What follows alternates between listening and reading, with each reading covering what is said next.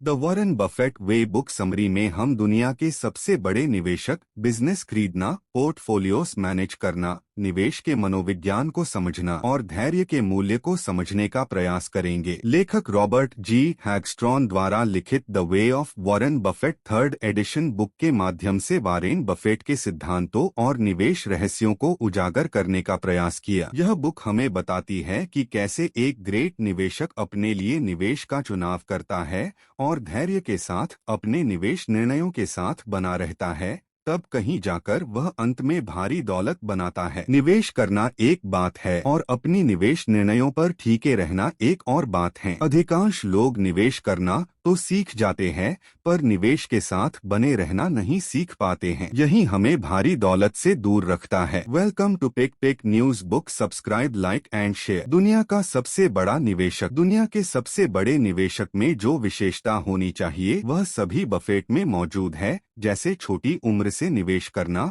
अपनी निवेश गलतियों से सीखना, अपने लिए बेहतर लक्ष्य बनाना और उन्हें साकार करने के लिए मेहनत करना आदि। बफेट ने अपने लिए एक कठिन लक्ष्य निर्धारित किया और उसे पूरा भी किया। डॉ जोन्स इंडस्ट्रियल एवरेज को प्रति वर्ष 10% अंकों से मात देना। उन्होंने इससे कहीं बेहतर किया। 1965 और 1969 के बीच बफेट ने 29.5% की चक्रवृद्धि वार्षिक दर से अपने पोर्टफोलियो को बढ़ाया, जो 2 से 22% अधिक था। लेखक के अनुसार बफेट को 3 चीजें बेस्ट निवेशक बनने की ओर ले जाती है, जो इस प्रकार है। नंबर 1, व्यावहारिक लाभ, बिहेवियरल एडवांटेज। व्यावहारिक लाभ का मतलब अपने स्वभाव से या तर्क करने की क्षमता से या अपने कार्य को अलग अलग दिशा से देखने से है। नंबर 2, विश्लेषणात्मक लाभ, एनालिटिकल एडवांटेज। किसी कंपनी में निवेश करते समय बिजनेस ओनर की तरह सोचना। नंबर 3, संगठनात्मक लाभ,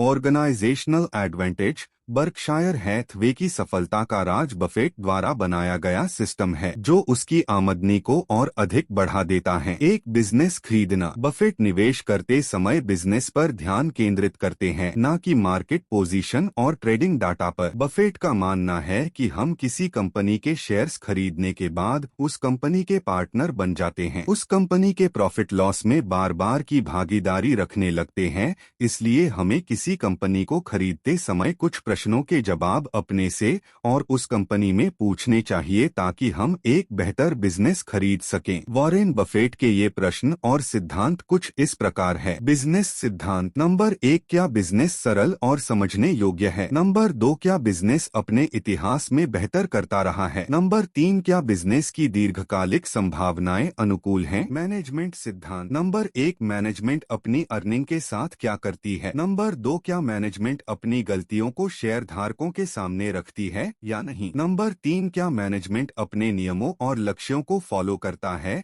या बदलता रहता है? फाइनेंशियल सिद्धांत। नंबर 1, प्रति शेयर आय पर नहीं बल्कि रिटर्न ऑन इक्विटी पर ध्यान दें। नंबर 2, कंपनी मालिक की कमाई को कैलकुलेट करें। नंबर 3, हाई प्रॉफिट मार्जिन वाली कंपनियों की तलाश करें। नंबर 4, रखे गए प्रत्येक डॉलर के लिए यह सुनिश्चित करें कि कंपनी ने कम से कम $1 का बाजार मूल्य बनाया है। मार्केट सिद्धांत। नंबर 1, बिजनेस का मूल्य क्या है? नंबर 2, क्या बिजनेस को उसके मूल्य से महत्वपूर्ण छूट पर खरीदा जा सकता है? अपने पोर्टफोलियो को मैनेज करना। निवेश करने के साथ हमें अपने पोर्टफोलियो को मैनेज करना भी जरूरी हो जाता है, क्योंकि प्रॉफिट मार्केट में सही समय पर निवेश लेने और धैर्य के साथ इंतजार करने से बनता है। और किसी पोर्टफोलियो को मैनेज करने के लिए हमें अपने निवेश और निवेश करने के कारणों के बारे में पता होना जरूरी है। आज के समय में 3 प्रकार की इन्वेस्टिंग के लिए पोर्टफोलियो मैनेज करना होता है। यह निवेश रणनीतियां कुछ इस प्रकार है। Number 1, active investing.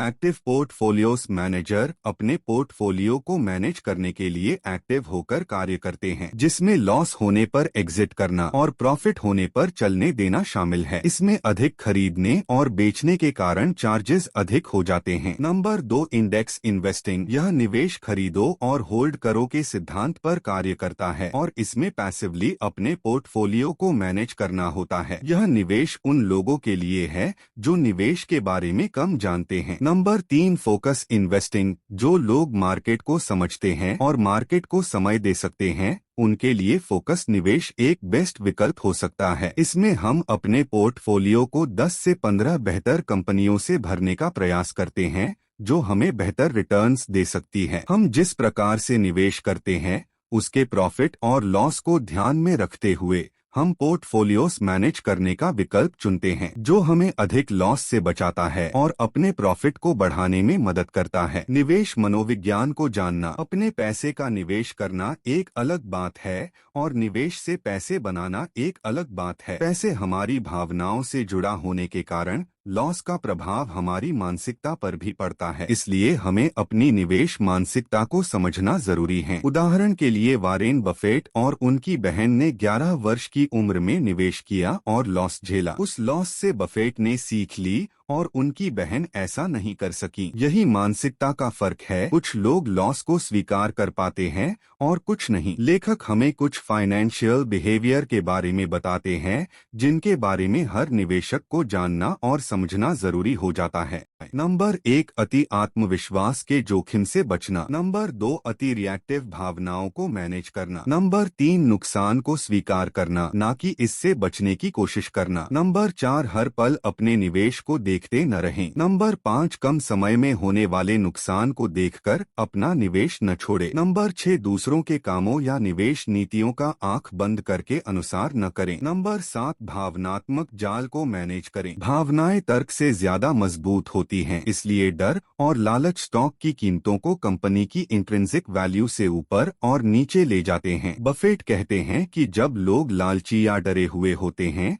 तो वे अक्सर मूर्खतापूर्ण कीमतों पर शेयर बेच देते हैं। धैर्य के मूल्य को समझना। निवेशक और ट्रेडर्स दोनों के लिए समय सीमा मायने रखती है। एक निवेशक निवेश कारण उसके अनुसार होने तक अपने निवेश में बना रहता है और धैर्य के साथ निवेश कारण बदलने का इंतजार करता है और अंत में निवेश कारण बदलने पर उस निवेश को छोड़ देता है। वही एक ट्रेडर अपने ट्रेडिंग सेटअप का धैर्य के साथ इंतजार करता है और सेटअप आने पर ट्रेड लेता है और उसके बाद उसे टारगेट और स्टॉप लॉस हिट होने का भी धैर्य के साथ इंतजार करना होता है। तब कहीं जाकर वह प्रॉफिट या उस ट्रेड से सीख पाता है। लेखक हमें लंबे समय के लिए निवेश करने और धैर्य के साथ इंतजार करने के अनेक फायदे बताते हैं जो इस प्रकार है। नंबर 1, शॉर्ट टर्म लॉस से बच जाते हैं क्योंकि प्रॉफिट लॉन्ग टर्म में ही देखने को मिलता है। नंबर 2, कम खरीदने और बेचने से टैक्स और चार्ज भी कम हो जाते हैं। नंबर 3, भावनात्मक उतार चढ़ाव का हमारे पोर्टफोलियो पर अधिक प्रभाव नहीं होता। नंबर 4, चक्रवर्ती ब्याज हमारे पैसे को बढ़ाने में मदद करता है। समय और धैर्य एक ही सिक्के के दो पहलू है। बफेट की सफलता उनकी कंपनी द्वारा खरीदे गए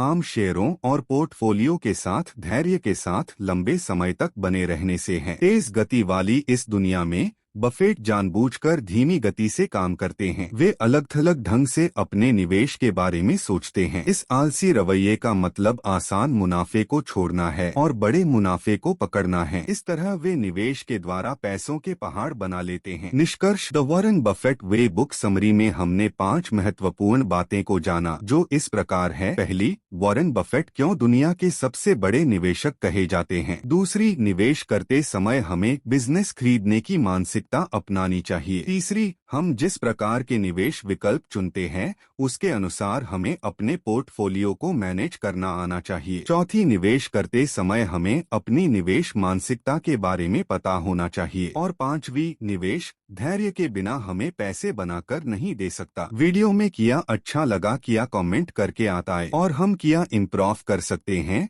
वीडियो में जरूर से जरूर कमेंट करके बताएं। Thank you for watching. Bye bye. Love you all. Like, share, subscribe for more video. Pick News Book. Subscribe now.